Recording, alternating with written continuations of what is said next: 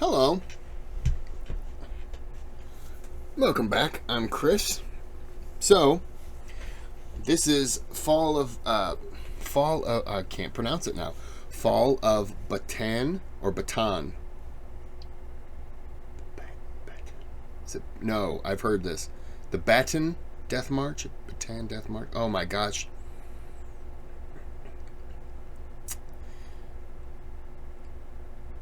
Well, I can sit here and try to pronounce it, or we can just get with the video, and then we'll find out. And I've heard it before, and as soon as I hear it, I'm going to get so mad. Bataan Death March. Bataan Death March. Okay, stop.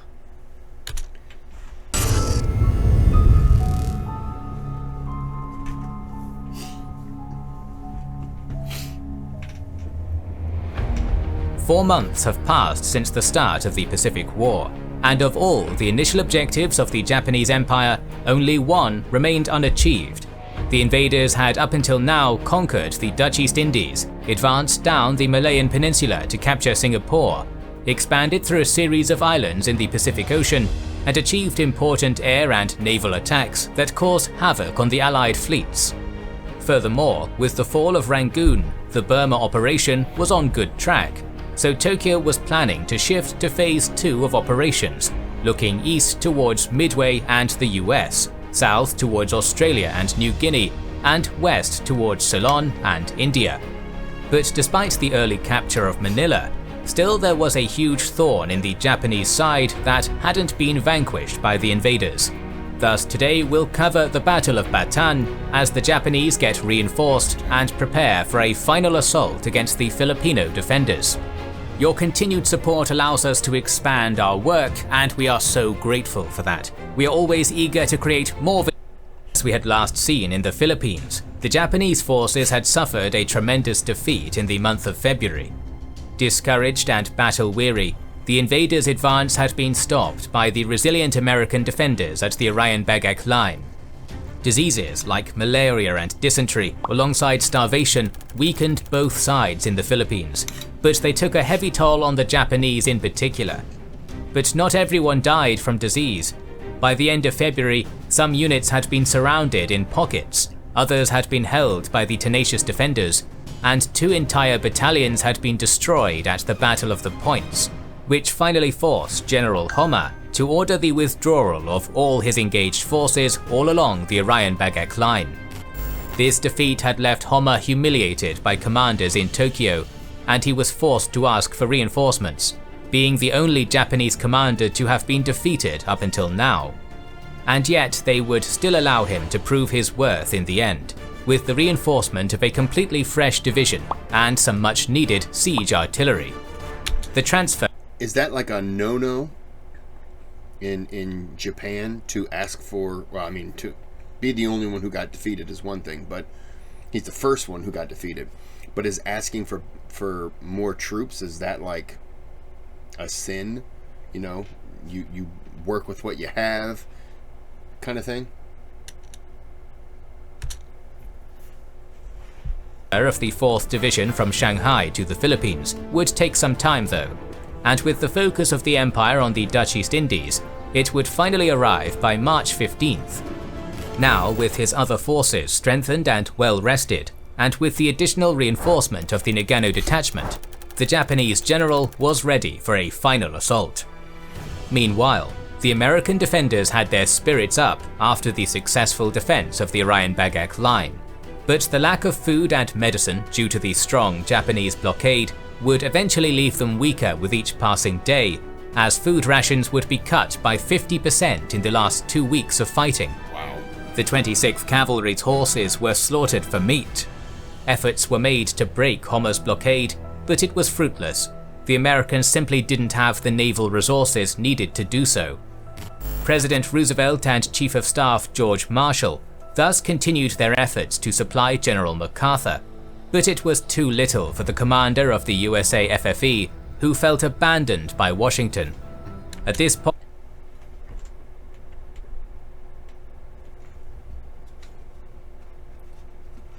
Yeah, I know. I did pause it for a reason.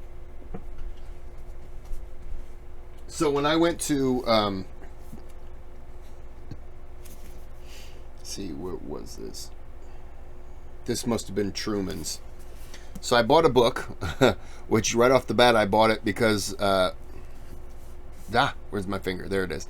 The American Caesar part, Douglas MacArthur, 1888 to 1964. And I thought, well, that'll be interesting. And had I been doing the Pacific War then? I don't even remember. This was back in November. But then, while I was there, I also bought a George Marshall book. Because, you do a lot of history, especially around Truman and stuff like that. There's a lot of people who you're like, man, I know that name.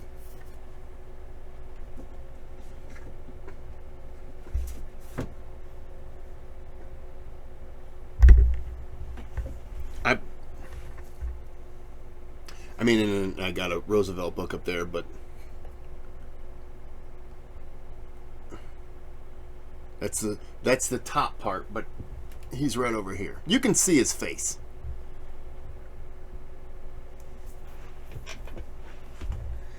I don't remember why. Marshall and MacArthur are two people that interest. I don't have a Patton book. Sorry. They're just two people that interest me. So I bought books about them. I don't read as much.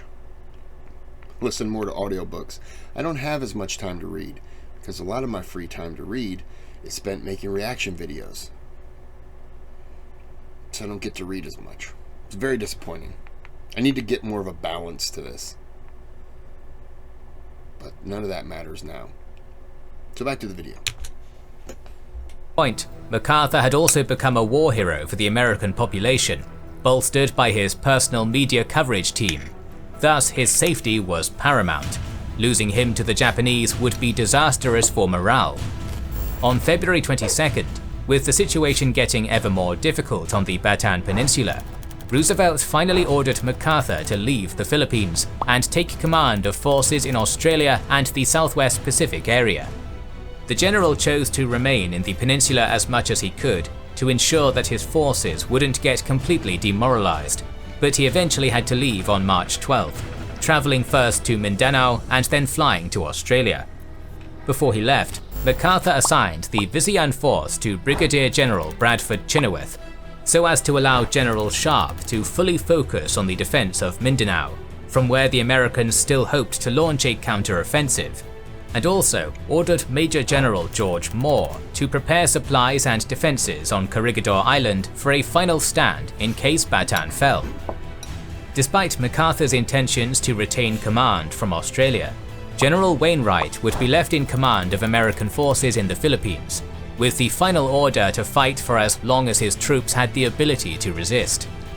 When MacArthur arrived at Adelaide on March 17th, he promised to return to the Philippines with his famous words, "I shall return," which would become a rallying cry for the Americans in the future. But at this point, the morale of the Filipinos was already starting to decline due to their bad situation, and the general's departure only hurt their confidence even more.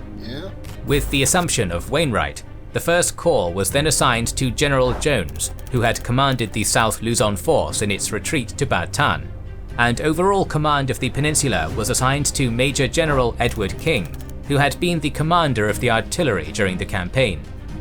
By the end of March, defences across the Orion-Bagak line had been improved, and the half-starved and poorly equipped Filipino soldiers had further enhanced their training in jungle warfare.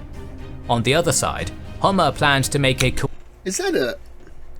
I apologize. Is this like a volcano here?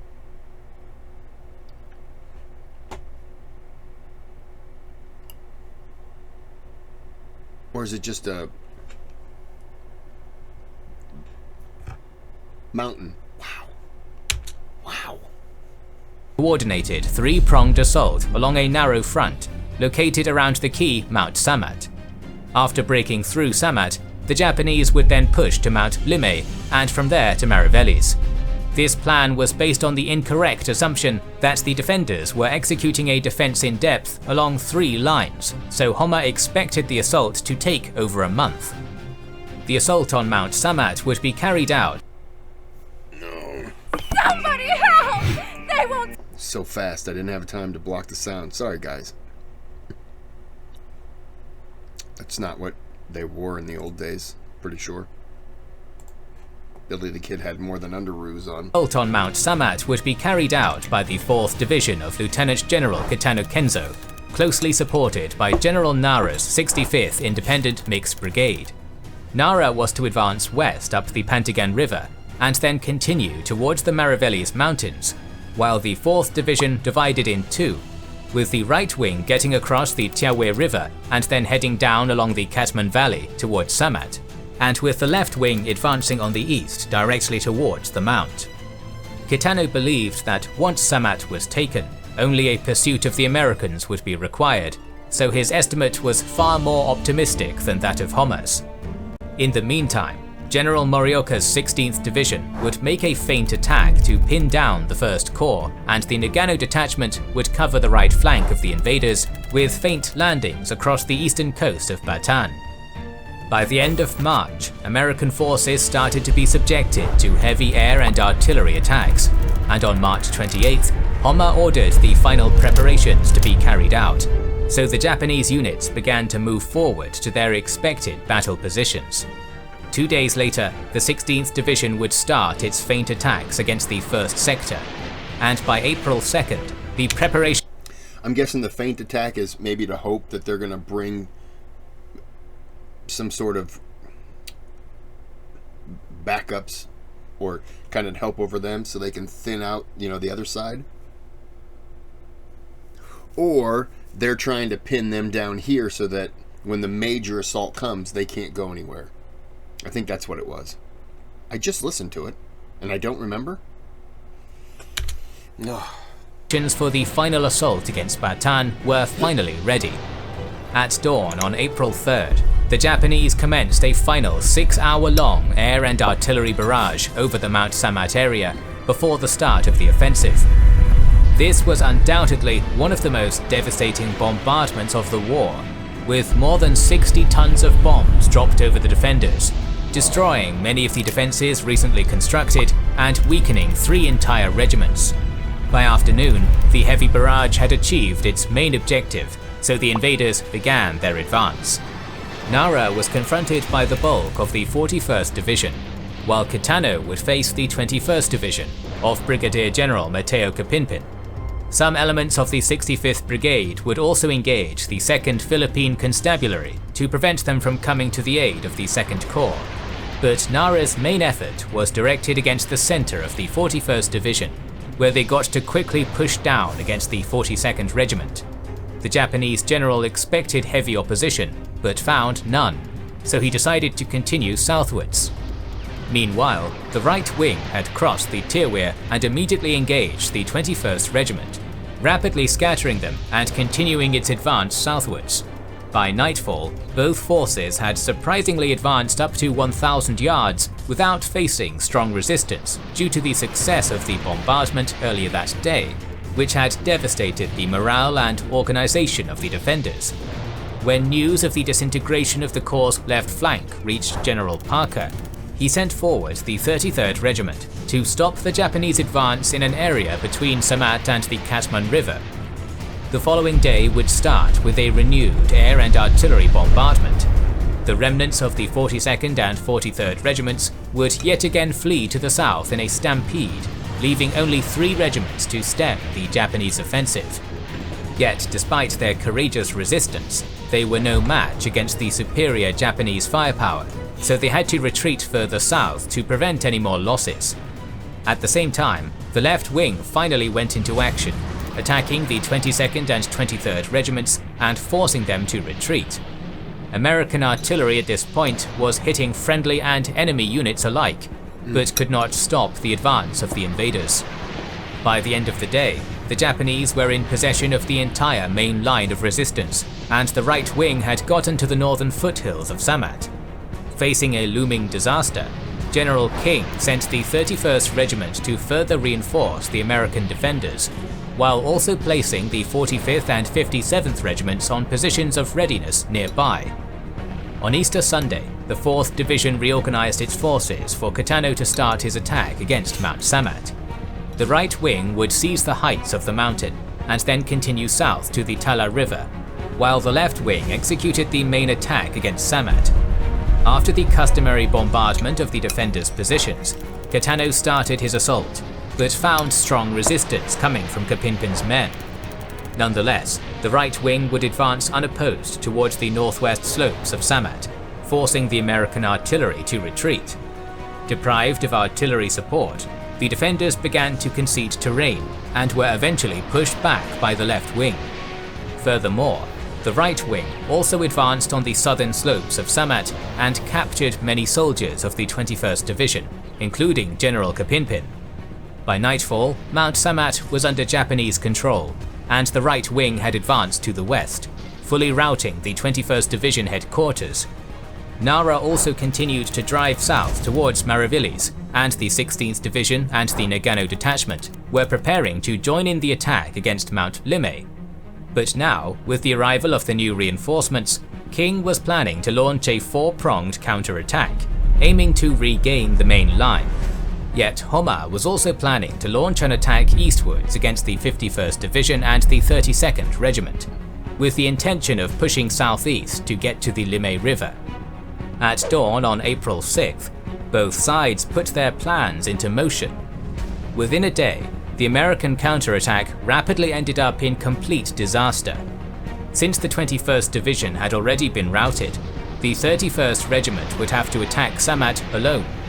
Despite the 31st's tenacity and resilience, the bulk of the left wing fell upon them, forcing the Americans to go on the defensive.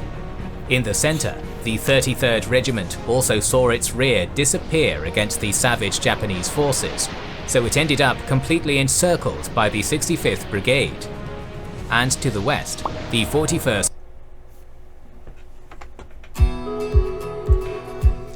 They got us again. I'm eating my dinner, so I apologize.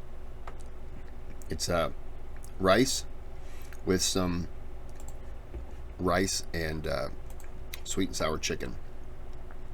To the west, the 41st Regiment initially fared much better, but Nara counterattacked and forced them back to the Pantingan River.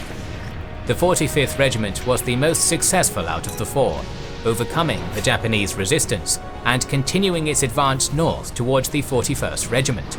But already it was clear that the American counterattack was a failure.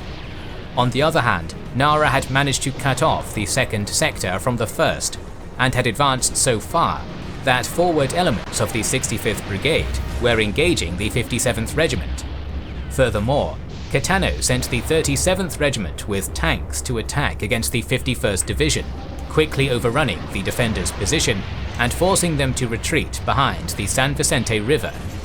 The 31st Regiment would also have to follow suit, and to the west, the 45th Regiment would have to withdraw as well to avoid an encirclement. By the end of the day, the Americans truly had a disastrous situation on their hands, with the loss of 2 divisions and the complete breakdown of the main line of defense.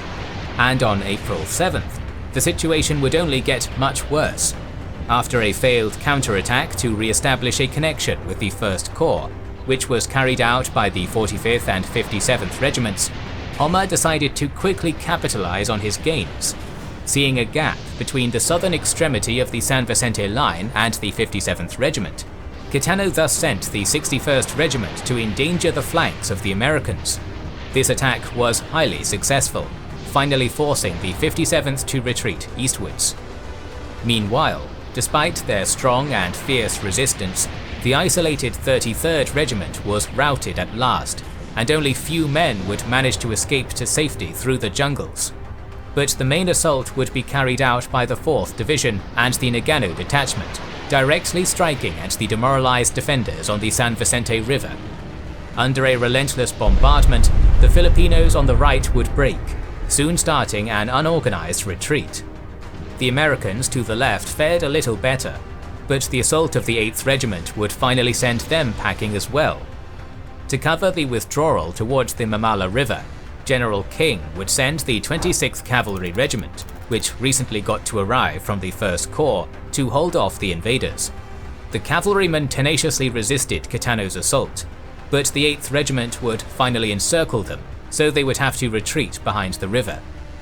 By afternoon, a new line had been formed on the Marmala River, but the invaders immediately continued to hammer down the defenders, so the Americans would have to continue their retreat south towards the Alangan River.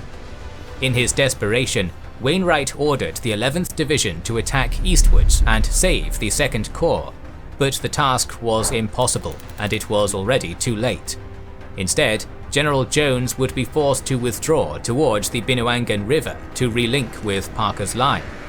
At this point, the situation was completely chaotic for the defenders, with Homer continuing his drive against Mariveles and Kapkaban on April 8th. The decimated Filipino forces would continually be on the retreat due to the strong bombardment and the heavy pressure of Kitano's men. It was now clear that the 2nd Corps had fully disintegrated, and that the end was nigh for the battling bastards of Bataan. Amidst the chaos, an order from General MacArthur to launch an attack against Olongapo was received, but King quickly dismissed it since it was impossible to execute, instead ordering the demolition of equipment and facilities. The general knew that he held the heavy responsibility for the fate of the 78,000 men on Bataan, but he had already made up his mind. Surrender was the only option, even if Wainwright or MacArthur ordered otherwise. Very few units would escape the fate of the peninsula, as most were too far away from Mariveles. But when Homer heard news of a possible evacuation, he sent forward his tank vanguard in an effort to rush to Mariveles. By noon on April 9th, the Japanese tanks reached the American headquarters, where they were received with white flags. Soon after, King surrendered, and after several months, Bataan had fallen. Upon surrendering, he asked Major General Kamiichiro Nagano's assurance that his men would be treated as prisoners of war. Nagano's response was, "The Imperial Japanese Army are not barbarians." Another army had vanished against the might of the Japanese Empire, and their defeat would be followed by horrors and atrocities, as the Americans and Filipinos would be denied food and water, robbed of their possessions and equipment, maimed, beaten, and bayoneted in a forced march under the hot sun from Mariveles to San Fernando.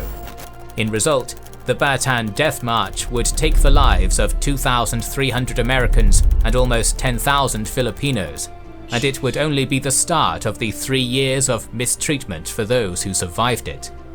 Thus we conclude the 20th episode of the Pacific War. Join us next week as we take a look at the Doolittle. Wow.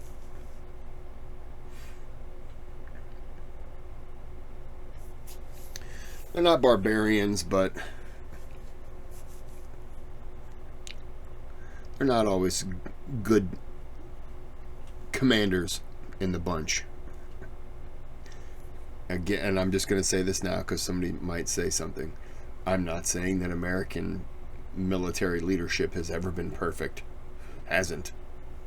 They've done terrible things. So, it's human nature, I think. Let me rephrase that. How do I want to say it? When you're in a position of power, some people allow that power to go to their head. You have a prisoner. Some people will treat him humanely. Some people won't. They take out their frustration and their anger, while the next person who doesn't do that